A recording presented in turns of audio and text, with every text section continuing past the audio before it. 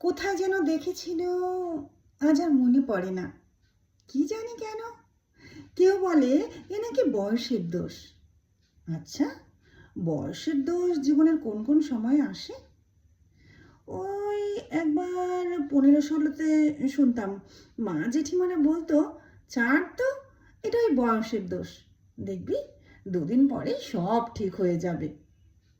তখন ওই কথাগুলোর অর্থ বুঝিনি, ভয়ে কাউকে প্রশ্নও করতে পারিনি, কারণ শরীরের গঠন বলছে জোয়ার আসছে যৌবনের। আবার ওই একই প্রশ্ন, যৌবন কি, কাকে বলে, কি হলে বুঝবো এটার নাম যৌবন? পরে পরে বুঝেছি, যৌবন কি মধুর, যেন স্বপ্নের রাজকুমার আমি, মেঘমালায় গায়ে লিয়ে দিয়ে সুখসাগরে গা ভিজিয়ে অবগাহন। এ কোন স্বর্গ জানি না তার ঠিকানা। তারপর এলো মাঝ বয়সের পাগলামো। আস্তে আস্তে বার্ধক্য কঠিন শীতের মতো জড়িয়ে ধরল যৌবনের সেই নস্টালজিক। স্বপ্নের ঘোর ভাঙলে দেখি এখন আর কেউ পাশে নেই, বলে না, এই এদিকে ফেরো।